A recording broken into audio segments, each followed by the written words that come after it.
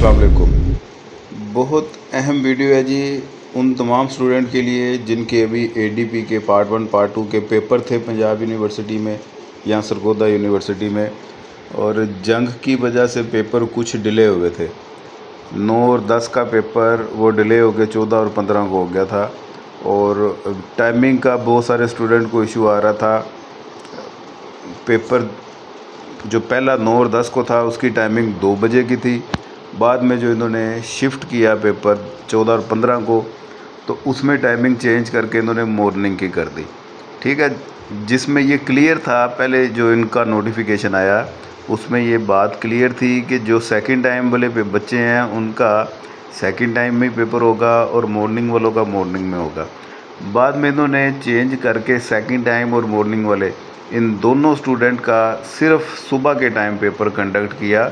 बेशुमार ऐसी ऑडियंस है जिसको पता ही नहीं है कि पेपर सुबह था। वो अपने हिसाब से 2 बजे गए हैं पेपर देने और उधर जाके इनको पता चलता है कि पेपर तो हो गया है, वो तो सुबह 9 बजे था पेपर, आप लेट हो गए हैं।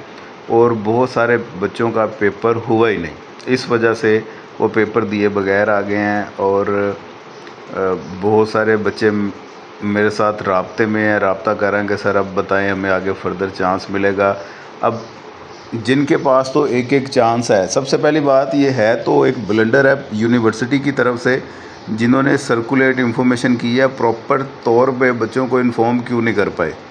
सवाल ये पैदा होता है कि आप 10-10 हज़ार 11-11 हज़ार रुपये रजिस्ट्रेशन एडमिशन फ़ीस अगर ले रहे हैं तो उसके बदले में बच्चों का राइट बनता है आप उनको प्रॉपर इन्फॉर्मेशन तो डिलीवर करें। अब नोटिफिकेशन सर्कुलेट कर लिया, वो बच्चों ने देख भी लिया, बाद में वो नोटिफिकेशन आप कैंसिल करके नया नोटिफिकेशन लेके आ जाते हैं जिसमें ये लिखा होता है कि भी वो पुराने वाला वो हमने अब चेंज कर दिया है। अब बच्चों को कोई फ़ोन तार थोड़ी आ रही है कि आप नोटिफिकेशन बार बार चेंज करेंगे। अब पहला नोटिफिकेशन था उसके मुताबिक इवनिंग में 2 बजे ही पेपर था, बाद में वो आपने नया नोटिफिकेशन बना दिया और उसमें आपने कह दिया कि सुबह 9 बजे पेपर होगा। अब वो दूसरे वाला नोटिफिकेशन जिन बच्चों ने नहीं देखा उनका क्या कसूर है। और दूसरी बात, जिनका ये चांस ही लास्ट था अब उनका ये चांस रह गया है, अब वो बताएं किधर जाए, उनकी 2 साल की डिग्री वेस्ट हुई है। कितनी नॉनसेंस है ये। आप सभी को एटलीस्ट एक एक मैसेज डिलीवर कर दें कि देखें जी आपका ये पेपर इस डेट को था, अब आपका नया पेपर इस डेट को होगा और सुबह ये टाइमिंग है आपकी।